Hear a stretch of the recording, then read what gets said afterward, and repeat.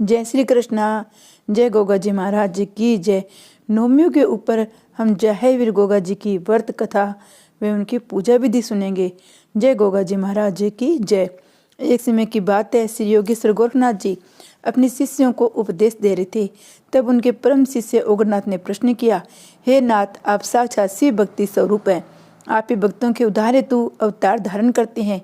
हे परम गुरु, कलयुग के प्रभाव से जिसमें मनुष्य की बुद्धि मलिन होकर पापों में लिप्त हो जाएगी, उसमें मनुष्य घोर पापों को करने लगेगा, जिसके कारण भूमंडल पर अशांति छा जाएगी। उसमें धरती पर इन घोर पापों के प्रभाव से विभिन्न रोग फैल जाएंगे, संसार में भुखमरी बढ़ जाएगी। हे योगेश्वर, ऐसे घोर कलयुग में दान पुण्य तीर्थ यात्रा का पुण्य बिगड़ जाएगा, तो वह कौन सा शुभ कार्य होगा जिसके करने से मनुष्य जाति का उद्धार हो सकेगा।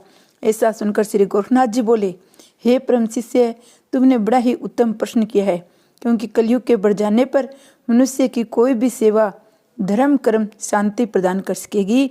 मनुष्य विषयों में लिप्त हो जाएंगे, योगी ज्ञानी भूत कम रह जाएंगे।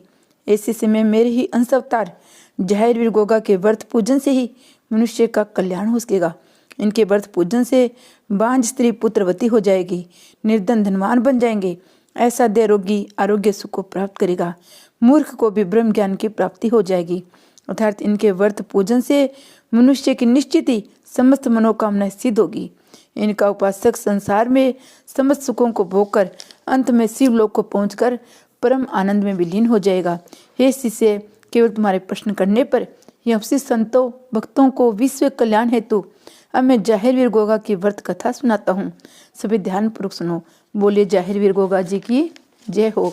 अध्याय 2, जाहिर वीर गोगा जी की व्रत विधि।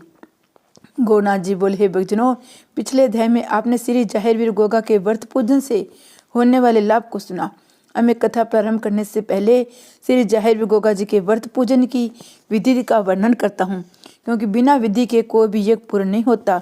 हे भक्तजनों, प्रत्येक माह के कृष्ण एक शुक्ल पक्ष की नवमी तिथि को जाहिर वीर गोगा जी का व्रत किया जाता है। इनका विशेष व्रत सावन भादों की नवमी को किया जाता है। सावन भादों की नवमी के इन 2 व्रतों का विशेष ही फल होता है। अपनी मनोकामना की पूर्ति हेतु इनके 9 या 11 व्रत करने चाहिए। इनका व्रत धारण करने के लिए निश्चित तिथि को प्रातःकाल नित्य क्रम से निवृत्त हो जाहिर वीर गोरखनाथ जी की तस्वीर या प्रतिमा को अपने से ऊंचे आसन पर स्थापित करे। आसन पर नीला रेशमी वस्त्र डाल दे। प्रतिमा के पास एक छोटा सा नीला झंडा खड़ा करे। बाद में घी का दीपक, धूप बत्ती, अगरबत्ती जलाकर फल पुष्प आदि से उनका सिर पूजन करे। पूजन में सिर जाहिर चालीसा, स्तोत्र, कथा, आरती, जाहिर मंत्रों से पूजन करे। संकल्प करे, हे जाहिर बाबा, मैं आपकी कृपा पाने के लिए आपका व्रत धारण करता हूँ। ऐसा संकल्प लेकर दिन भर जप करे। सबसे प्रेम भाव रखे। शाम को सूर्यास्त के समय प्रात की भांति पूजन पर हलवे, पूरी, गुलगुले आदि का भोग लगाकर व्रत खोले। हे भक्तों, जो भी मनुष्य इस विधि से श्री जाहिर वीर व्रत पूजन करेगा, उसकी समस्त मनोकामनाएं पूर्ण होगी। अब तुम अपना ध्यान एकाग्रचित करके ये कथा सुनो। प्रेम से बोलो, जाहिर वीर गोगा जी की जय हो। अध्याय 3, गंगाराम को जाहिर के दर्शन। गोरखनाथ जी बोले, हे भक्तों, अब मैं सर्वप्रथम तुम्हें जाहिर वीर के कलयुग में प्रकट होने की कथा सुनाता हूँ। एक दिन की बात है, जाहिर वीर गोगा जी ने अपने योग माया से नागों के नाग ताकि नाग को बुलाया। स्वयं भी नाग रूप धारण करके रात्रि में गंगाराम को स्वप्न में जाकर नाग रूप में दर्शन दिए। ये देखकर गंगाराम घबरा गया। तब जाहिर वीर ने अपना वास्तविक स्वरूप गंगाराम को दिखाते हुए कहा, हे भक्तों, तुम डरो मत, मैं जाहिर वीर हूँ। तुमसे जो कुछ मैं कहता हूँ उसे ध्यान से सुनो। हे भगत, ददरेवा नगर के क्षेत्र में जहाँ मैंने समाधि ली है, मेरा व्रत धारण कर तुम वहाँ मेरी मेढ़ी बनवाओ। वहाँ मेरा मेला भरवाना शुरू करो। विश्व में मेरा प्रचार करो। जो भी मेरी मेढ़ी पर आकर नीला झंडा चढ़ाएगा, जो मेरा नेजा व छड़ी बनाकर उसकी पूजा करेगा, घर घर मेरी जोत जलाएगा, वह मेरा प्रसिद्ध भगत कहा जाएगा। जिस किसी के यहाँ संतान न हो, वह मेरी जात स्वीकार करे। इच्छा पूर्ण होने पर मेरी जात दे, उसकी अन्य इच्छा भी पूर्ण हो जाएगी। प्रत्येक नवमी को मेरा व्रत धारण कर जो मेरा पूजन करेगा, उसके कुल का नाम उजागर हो जाएगा। हे भगत, ऐसा कोई फल नहीं है जो मेरी भक्ति से प्राप्त न हो। ऐसा कहकर श्री जाहिर वीर गोगा जी ताकि नाग सहित अदृश्य हो गए। हे भक्तों, रात बीतते ही गंगाराम ने जाहिर वीर का प्रचार शुरू किया। जाहिर वीर की मेढ़ी का निर्माण कराकर नवमी के दिन व्रत धारण करके जाहिर बाबा की पूजा की। जिसके प्रताप से उसके कुल का नाम उजागर हो गया। धीरे धीरे तब से भगतगण पवित्र श्री जाहिर मेड़ी पर पहुंचकर उनकी पूजा अर्चना करके अपने मुरादें पूरी करने लगी। हे भक्तों, आज भी जो सच्चे मन से बागड़ यात्रा जाहिर वीर व्रत पूजन सेवा करता है उसे मनवांछित फल की प्राप्ति होती है। हे भक्तों, जो भी जाहिर वीर की भक्ति स्वीकार करके इस कथा का प्रचार करेगा उसे चारों फल की प्राप्ति होगी। अब मैं तुम्हें उन भक्तों की कथा सुनाता हूँ जिन्होंने जाहिर बाबा का व्रत पूजन करके अपनी मनोकामनाएं पूर्ण की।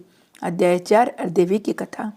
नाथ जी बोले, हे संतो, अब तुम्हें मैं एक दुखी पति पत्नी की कथा सुनाता हूँ जिन्होंने जाहिर वीर व्रत पूजा करके अपनी मनोकामना सिद्ध की। दयालपुर गांव में एक सुखी राम नाम का भगत रहता था। दुर्भाग्य से उसके यहाँ कोई संतान नहीं थी, जिसके कारण सुखी राम और उसकी पत्नी हरदेवी बड़े दुखी रहते थे। एक दिन की बात है, सुखी राम की पत्नी हरदेवी अपने सखियों के साथ जंगल में लकड़ी लेने चली गई।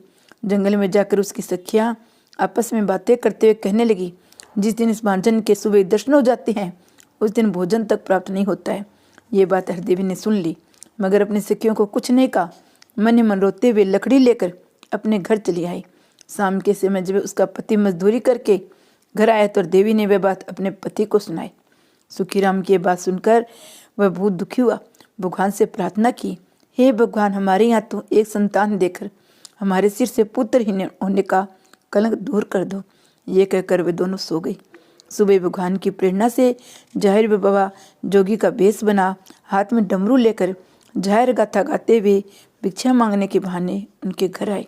सुखीराम की पत्नी से बोले, बेटी, तुम्हारे पास सब कुछ है पर पुत्र न होने के कारण तुम दुखी हो। मैं तुम्हें एक उपाय बताता हूँ जिसके करने से अवश्य ही तुम्हारे यहाँ संतान उत्पन्न होगी। जोगीराज बोले, बेटी, तो सावन और भादों की नवमी के दिन जाहिर बाबा का व्रत रख, विधि पूर्वक किसी जोगी को बुलाकर व्रत का उद्यापन करे। इसके करने से निश्चित ही तुम्हारे यहाँ संतान उत्पन्न होगी। ये कहकर जोगी के रूप में जाहिर वीर जी चले गए। ये बात जब हरदेवी ने अपने पति को बताई तो उसे सुनकर बहुत खुशी हुई। खुद भी व्रत रखने का निर्णय लिया। समय आने पर दोनों पति पत्नी ने मिलकर व्रत धारण किया, विधि पूर्वक गोगा जी का पूजन कराया। उनके प्रताप से 1 वर्ष बाद उनके यहाँ एक सुंदर बालक ने जन्म लिया। हे भक्तों, जो भी जाहिर वीर का व्रत धारण करके इस कथा को सुनाएगा उसकी समस्त मनोकामनाएं पूर्ण होगी। बोलो जाहिर वीर बाबा की जय। निर्धन बुढ़िया की कथा। एक बार की बात है, एक जातरू जात देने के लिए बागड़ जा रहा था। अन्य भगतगण भी उसके साथ चल रहे थे। आगे चलकर वे रात्रि में विश्राम करने के लिए एक शहर में ठहर गए। रात भर वहां जाहिर वीर गाथा का गुणगान करते रहे। सुबह जब दिन निकला तो एक बूढ़ी औरत आई। बोली, हे भक्तों, ये आप किसकी पूजा कर रहे हो? आप किस देवता के धाम पर जा रहे हो? इनके व्रत पूजन से क्या लाभ होता है? तब जातरू के साथ का जोगी बोला, हे माता जी, ये हम जाहिर वीर गोगा बागड़ वाले की पूजा कर रहे हैं। उन्हीं के प्रताप से इस जातरू बालक का जन्म हुआ है। अब उसके जात देने हेतु उनके बागड़ धाम जा रहे हैं। हे माता जी, जाहिर वीर के पूजन व्रत इनके धाम की यात्रा करने से मनुष्य के सारे पाप छूट जाते हैं, समस्त मनोकामनाएं सिद्ध हो जाती है। हे भक्तों, बुढ़िया का लड़का गरीबी के कारण कर्जबंद हो गया था। इसके कारण वह परेशान हो अपने माँ और बहू को छोड़कर बिना बताए कहीं चला गया था। बुढ़िया ने घर आकर ये बात अपनी बहू को बताई। यदि हम दोनों जाहिर वीर का व्रत रखे तो मेरा लड़का घर वापिस आ सकता है। बहू ने यह बात संग्रह स्वीकार करके अपने सास के साथ 11 व्रत रखने का संकल्प लिया।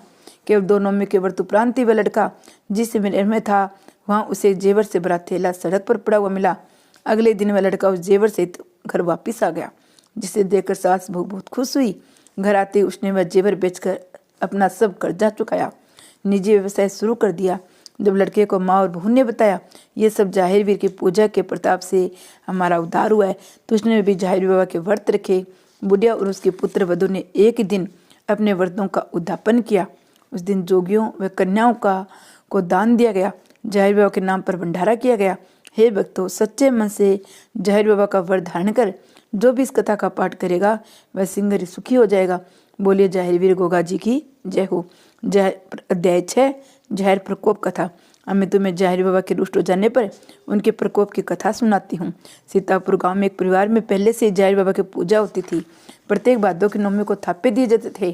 कुछ समय बाद उस घर में एक नई बहू आई। वह बहुत ही नास्तिक थी, किसी भी व्रत पूजा में विश्वास नहीं रखती थी। इसलिए जब भादों की नवमी आई तो उसने न तो जाहिर वीर का व्रत किया न थापे दिए।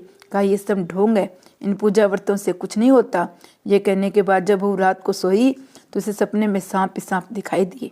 सुबह दिन निकलते ही जब आंख खुली तो देखा एक सर्प घर के दरवाजे पे खड़ा है। जब उसका ध्यान पीछे गया तो वहां भी सर्प खड़ा है। इस प्रकार से वह चारों तरफ सर्प ही सर्प निकल आए। वह घबराकर चीखे मारने लगी। उसकी आवाज़ सुनकर परिवार के लोग इकट्ठा हो गए। ये सब देख उसकी सास समझ गई जाहिर के थापे नहीं दिए, इसलिए यहाँ सर्प निकल कर आए हैं। सास हाथ जोड़कर बोली, हे जाहिर बाबा, मेरी बहू की गलती को माफ़ कर दो। आज ये तेरे थापे देंगी, आज से रोज़ तेरी पूजन करेगी।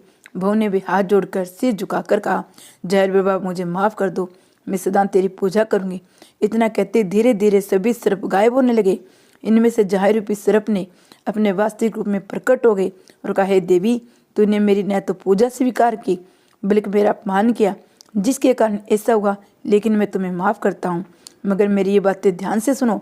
जो भी मेरी पूजा, थापे, निशान, छड़ी, नेजा आदि स्वीकार करेगा उसकी मनोकामनाएं सिद्ध होगी।